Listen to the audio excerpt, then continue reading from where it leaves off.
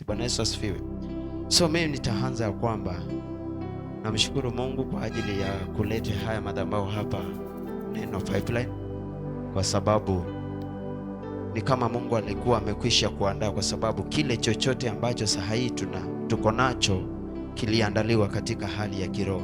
Nakumbuka mara ya kwanza nilikuwa tunapita hapa na mkokoteni, kwa sababu wengi huko walikuwa wananiita mtu wa mandizi, na hiyo wakati nilikuwa tunapata mtumishi ameengemea tu somewhere hapa wakiendelea na ujenzi, na nikawa tunapita na siku moja, kwa sababu siku ambayo Mungu amepanga mimi sijui, siku moja nikapita hapa, ilikuwa masaa majioni, nikaona walikuwa hapa ndani, kumbe wakati ndio walikuwa wameleta hizi vyombo, na kwa sababu Mungu akiwa amekwisha kupanga ujio wangu, mimi nilijipata niko ndani.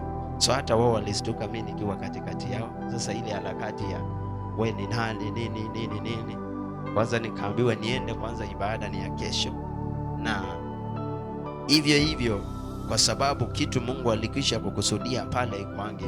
Jambo la pili, mimi nilikuja hapa, nilikuwa na mtoto mmoja ambao niko naye ambao anaitwa Joy, na pia nilikuwa nimeoa, na pia nilikuwa tu naweza sema tu murumuru, kwa sababu ukiwa pale nje unajua kama tu ni mtu wa kwaso, nilikuwa jinsi nilivyo. Lakini wakati ambapo nilikuja hapa, kitu ya kwanza niliingia katika praise and worship.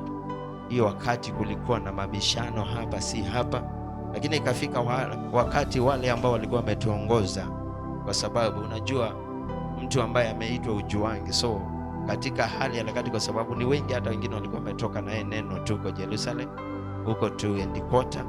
Ikafika mahali wao wakashindwa na kazi yao, ama wakasikia muda wao umeisha, na mimi nikainuka pale. Nakumbuka ya kwanza, kitu ya kwanza niliinuliwa kuwa kiongozi wa praise and worship.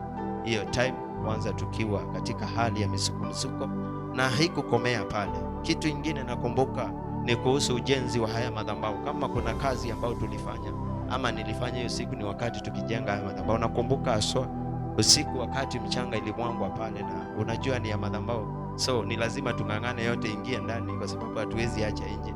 So huo wakati tulifanya kazi, hata nakumbukanga napiganga picha wa mama wengine wachana tu na ile ilikuwa pale. Hii ndio ilikuwa na kazi, kwa sababu kabla hii madhabahu tuifanyie kazi, hiyo mchanga yote tulete. Hata nakumbuka mawe kubwa ilikuwa hapo, ilikuwa imetuzuia, sijui jamaa wakatavila akapita hapo akakuja akatuinulia tukiwa tumechoka. I remember nikifika kwa nyumba nikiambia wife, kama kuna siku nimechoka ni ya leo. Kiangalia hata mikono ilikuwa imeweka zile vitu, kwa sababu ya kungangana kuweka huu mchanga hapa.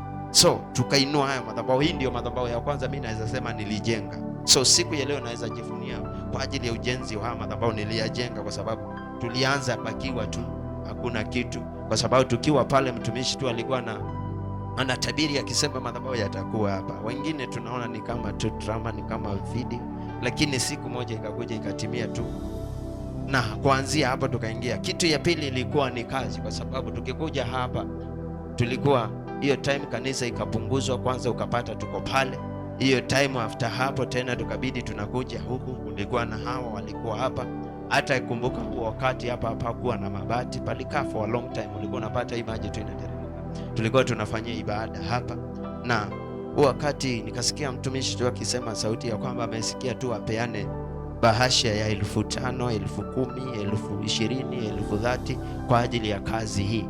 Na nakumbuka ya kwamba huo wakati mimi nilikuwa mchanga na sijawahi toa sadaka kubwa. Naanza pale kwa sababu nakumbuka huo wakati, na kati ya wale watu wote walikuwaka hapa, mimi nakumbuka ya kwamba nilisimama na nilitoa hicho, kwa sababu najua wengi tuko hapa kwa sababu mtumishi atasema, lakini wengine hatutendi. Lakini nakumbuka ya kwamba nilienda nikasema nitafanya, na nikatafuta 10,000 na nikalete na nikasimama kwa ajili hiyo kazi. Kutoka hapo nikasikia ya kwamba tu nikiwa tu kwa ibada, mtumishi akisema tukiwa pale ya kwamba Mungu amesema anataka kunitumia niwe mtumishi. Safari yangu ilianza hapo. Mimi nilikuwa mchanga, wote walikuweko hapa. I remember hiyo wakati ndio nilikuwa mtumishi wa kwanza kuwa katika madhabahu.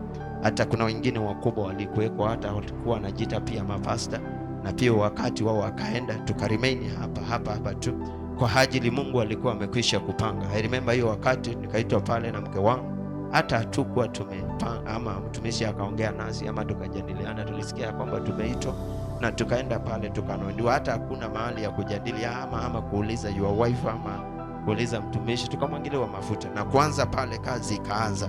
Na namshukuru Mungu kwa sababu tumepitia changamoto mingi, lakini kwa yote mtumishi amekuwa tu mwaminifu. Tumekuwa hapa, sarakazi mingi ama mambo mengi yamehappen, lakini namshukuru Mungu kwa sababu kitu kimoja ambacho nilikiona katika mtumishi wa Mungu ni kusimama yeye na maombi. Yeye kuingia katika hali ya maombi, ataomba hata nikafika mahali alikuwa anayojoji, hakuna mwingine hapa anaweza combine na dadi kwa ajili ya maombi. Yule anaye atasimama na wewe kwa maombi, atachukua muda wake kwa maombi. Unapata hata pia tukiangalia wachumiji wengine, si ati ni kuwashusha, lakini tunaona yeye yuko zaidi kwa ajili ya kipawa hicho. So wakati I remember even nilikuwa na familia yangu, si ati ilikuwa imenawiri, tulikuwa tunakuja hapa, akakuja akaleta mikutano za wamama na wazee kugaidiwa pale, anatuambia vitu mingi ambavyo hata huko nje hatunaambiwa. Na hata kutoka wakati nikitajaribu kutafakari, najua ya kwamba ukisha kuwekelewa mkono ama ukisha kumwagiliwa mafuta, ule ambaye ni baba yako hawezi zaliwa mara ya pili, kwa sababu kuna yule ambaye ashakumwagilia, si ni kweli? Hata uende mahali pengine ushamwagiliwa. So ni kumheshimu na kumbeba jinsi alivyo na kumpokea jinsi alivyo, kwa sababu sio watu wote wamekamilika, lakini kwa yote tunapeana ile neema na tunapia wa appreciate kwa ajili ya mama amesimama nasi, amesimama na ndoa yangu na kazi mingi, na bado safari ndio inaendelea, na pia najua ya kwamba tuko pamoja kwenye safari hii. Mambo ni mengi, lakini ndiposa tufike huko, kwa sababu sasa tuko hapa, kuna time tutainuka.